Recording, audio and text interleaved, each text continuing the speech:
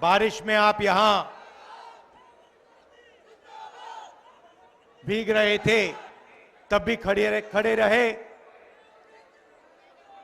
इसके लिए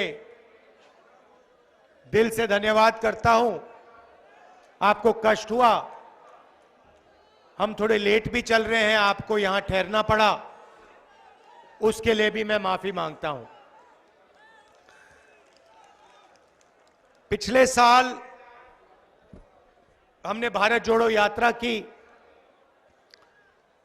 कन्याकुमारी से कश्मीर तक चले, 4000 किलोमीटर चले, हजारों लोग हमारे साथ चले। क्यों चले?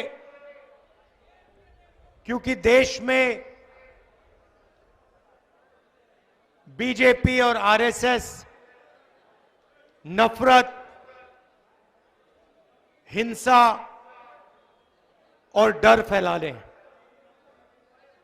आप जानते हो कि विपक्ष की बात मीडिया में तो आती नहीं है। नहीं आती ना? आती है? नहीं आती। तो हमने सोचा सीधा जनता के बीच में जाकर अपनी बात रखें, और इसीलिए आजादी के बाद शायद कोई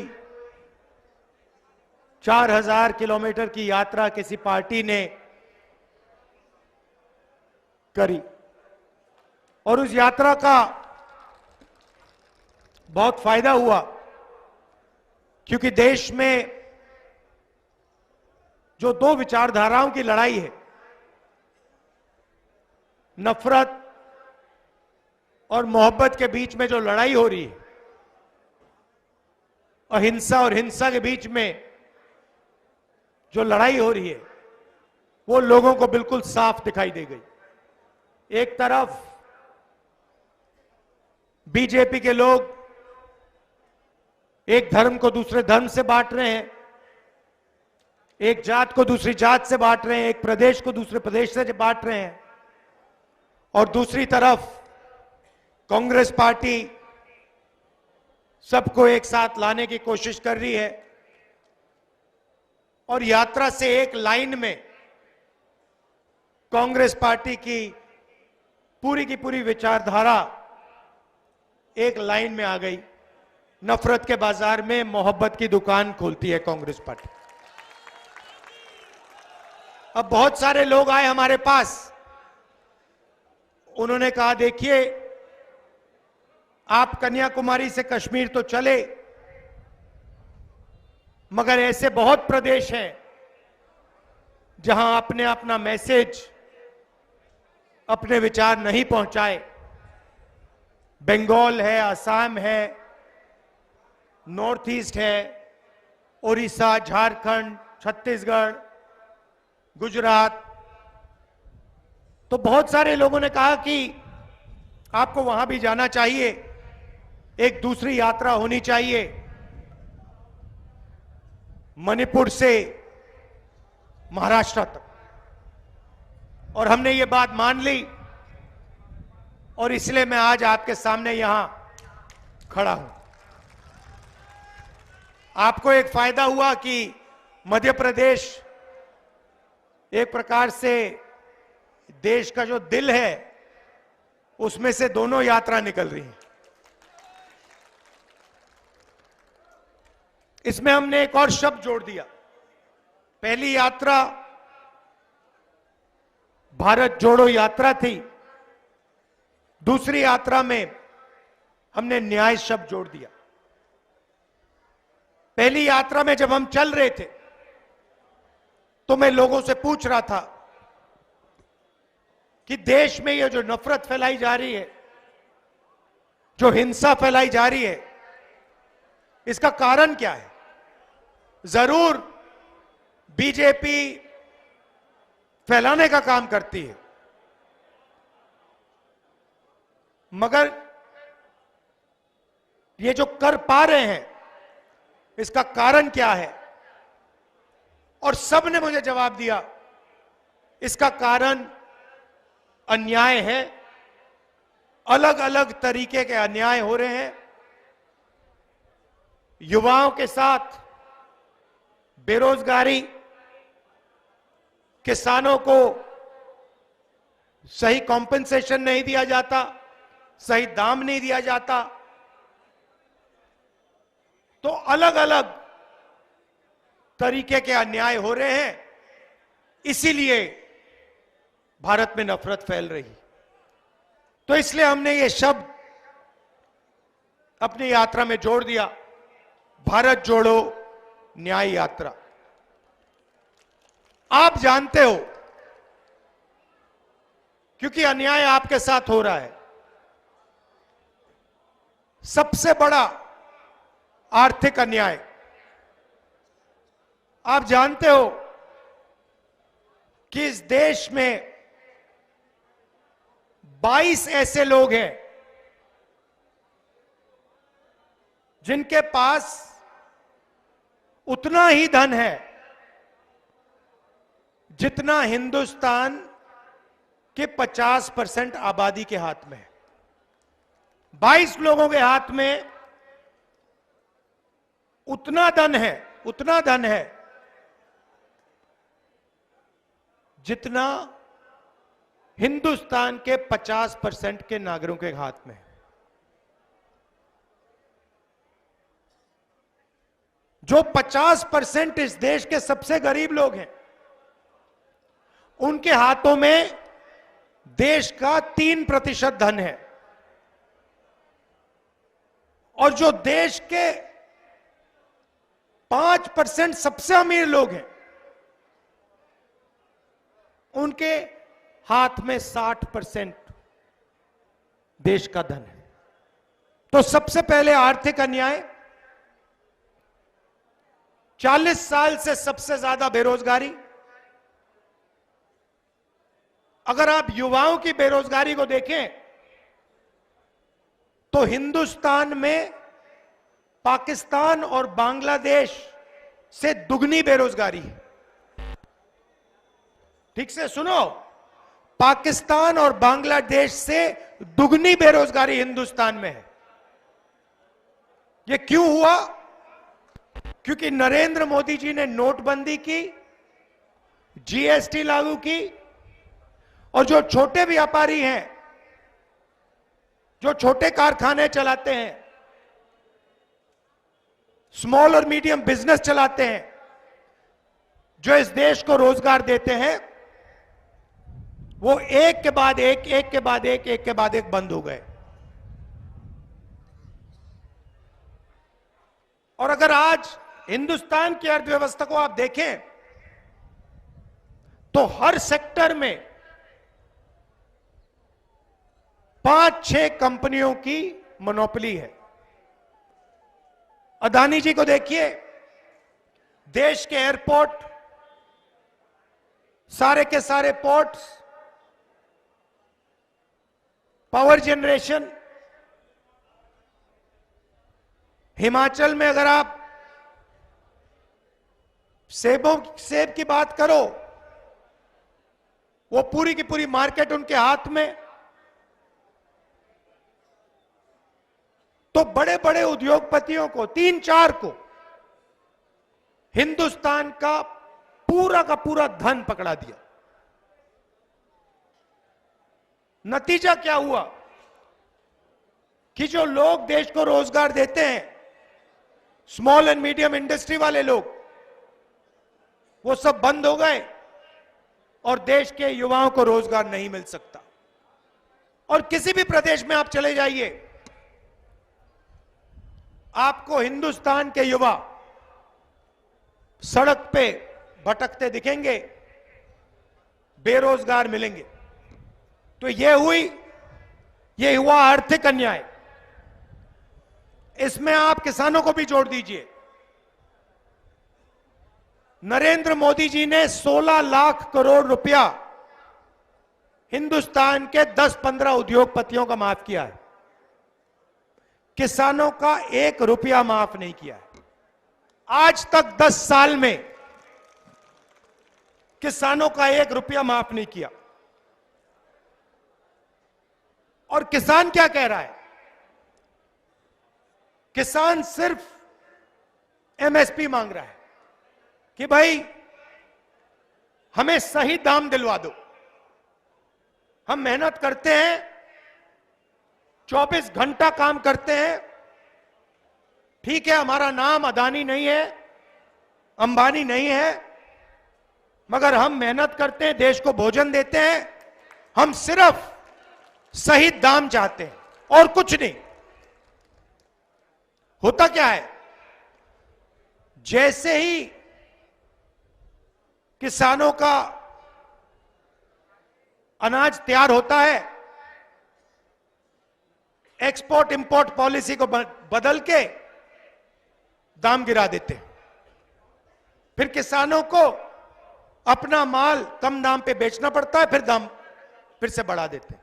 तो किसान सिर्फ कह रहे हैं हमें गारंटी दीजिए, कम से कम हमें एमएसपी चाहिए और कुछ नहीं।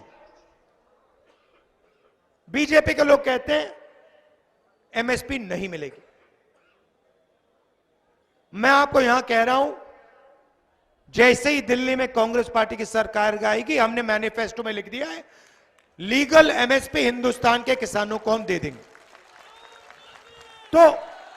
तो ये हुआ आर्थिक अन्याय। अब इसमें आप सामाजिक अन्याय जोड़िए।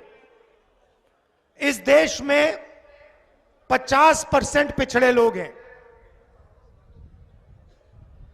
15% दलित हैं, 8% आदिवासी हैं। कितना हुआ?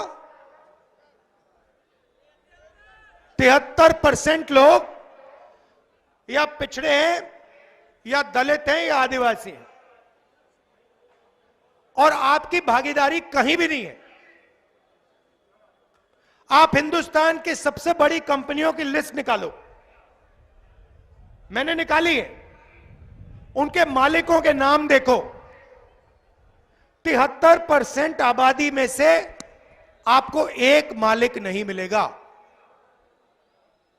फिर सीनियर मैनेजमेंट की लिस्ट निकालो, उसमें भी आपको एक व्यक्ति नहीं मिलेगा। मीडिया में जाके देखो, मीडिया की बड़ी कंपनियों की लिस्ट निकालो, मालिकों के नाम निकालो, आपको नहीं, ठीक है, आपको एक मालिक नहीं मिलेगा 73% से। बड़े बड़े रिपोर्टर्स के नाम निकालो,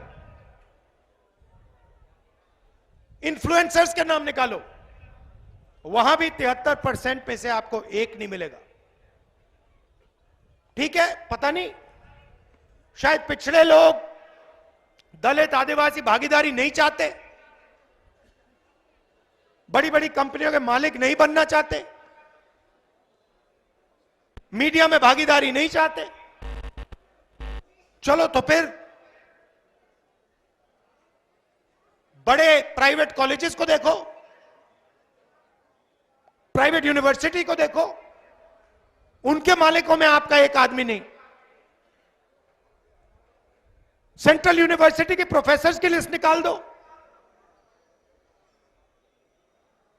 उसमें आपके 73% के 10% लोग हैं, और वो भी छोटे छोटे प्रोफेसर। ब्यूरोक्रेसी में देखो, हिंदुस्तान की सरकार को 90 लोग चलाते हैं, आईएएस अफसर हैं, हिंदुस्तान के पूरे बजट को बांटते हैं। उनकी लिस्ट निकालो,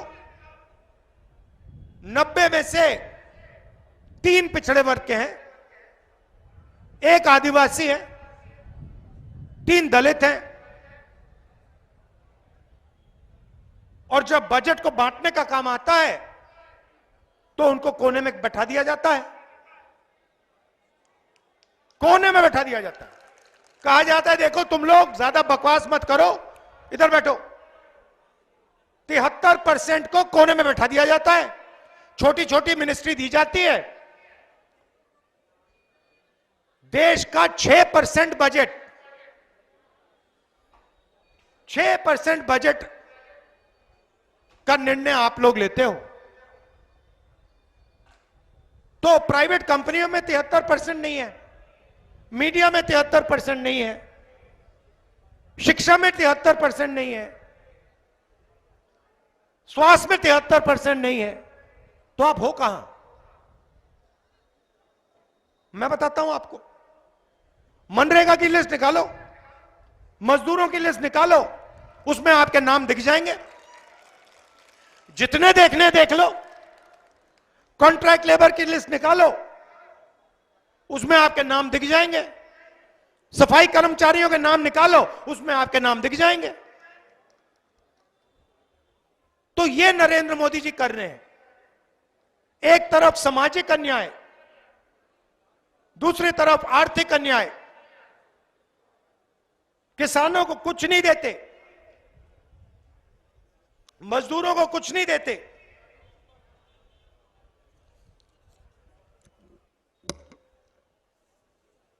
और पूरा का पूरा फायदा 10-15 बड़े बड़े उद्योगपतियों को देते हैं। इसीलिए हमने यात्रा में न्याय शब्द जोड़ दिया, क्योंकि हम चाहते हैं कि इस देश में ये जो अन्याय फैल रहा है ये खत्म हो और गरीब लोगों को, कमजोर लोगों को न्याय मिलना शुरू हो। सामाजिक न्याय का क्रांतिकारी कदम जाति जनगणना है। ठीक है, जिस दिन ये हो गया, उस दिन 73% को इस देश में भागीदारी मिलनी शुरू हो जाएगी। वो पहला कदम है, क्योंकि आप लोगों को अपनी शक्ति पता लग जाएगी।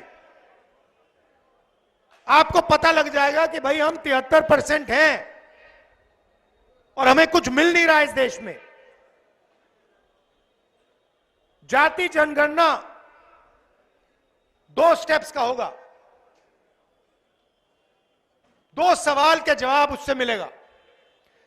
पहला, पिछड़ों की कितनी आबादी, दलितों की कितनी, आदिवासियों की कितनी, और दूसरा, इस देश में जो धन है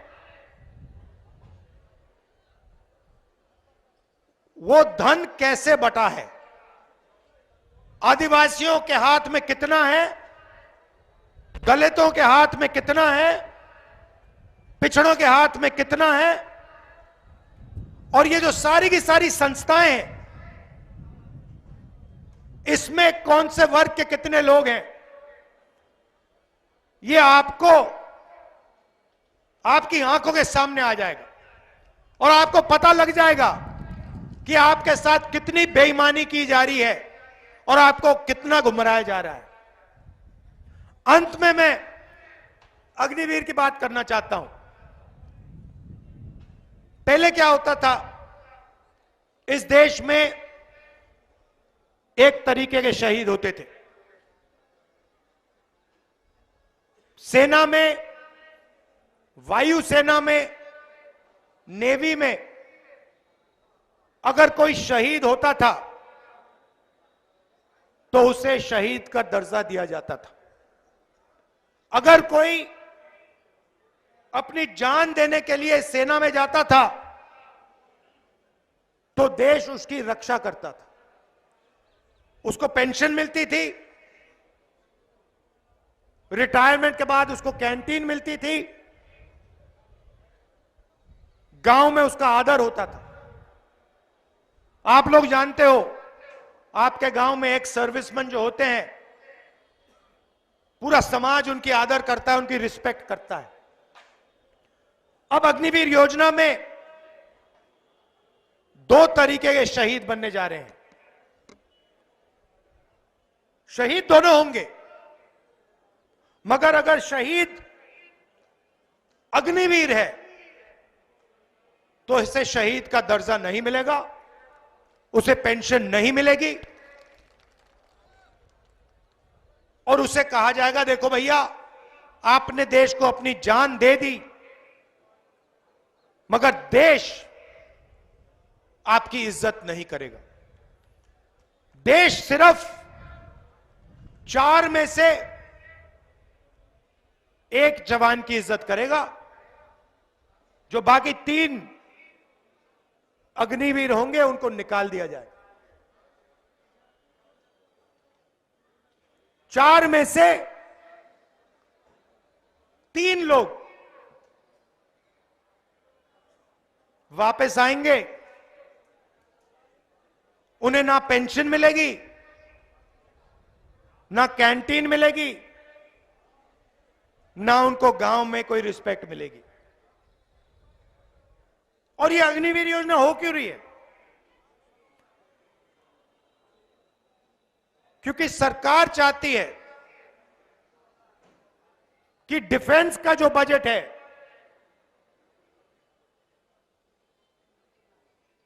वो जवानों का ना मिले, उनकी पेंशन में ना जाए, उनकी ट्रेनिंग में ना जाए, मगर बड़े बड़े उद्योगपतियों के बैंक अकाउंट में जाए। आप अदानी जी को देखिए, आज पहले क्या होता था, हिंदुस्तान के हथियार ऑर्डिनेंस फैक्ट्री में बनते थे,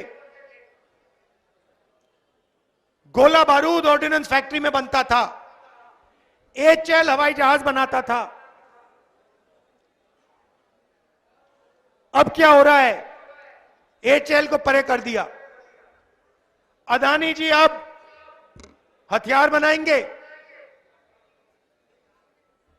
बारूद बनाएंगे, गोलियां बनाएंगे, ड्रोन बनाएंगे, हवाई जहाज बनाएंगे। और भाइयों बहन, ये बनाने वाले नहीं है, ये होगा क्या, ये बाहर कंपनी को कॉन्ट्रैक्ट दिया जाएगा, बाहर की कंपनियों को कॉन्ट्रैक्ट दिया जाएगा और अदानी जी को उनका पार्टनर बनाया जाएगा और फिर उनका माल अदानी जी यहां बेचेंगे और डिफेंस का बजट सीधा अदानी जी के बैंक अकाउंट में जाएगा और हमारे जवानों को कहा जाएगा देखिए अदानी जी का जमाना है, आपका बेटा मर गया, आपका भाई मर गया, उसको हिंदुस्तान की सरकार शहीद का दर्जा नहीं देगी, उसकी रक्षा नहीं करेगी, तुम जानो तुम्हारा काम जाने। यह अदानी जी का जमाना है। धन्यवाद। यह होने वाला है। तो इसीलिए हमने न्याय यात्रा शुरू की और आपने इस यात्रा का इतना समर्थन किया, अपनी पूरी की पूरी शक्ति आपने इस यात्रा में डाली, इसके लिए मैं आपको दिल से धन्यवाद करता हूं। नमस्कार, जय हिंद। न्याय का हक मिलने तक।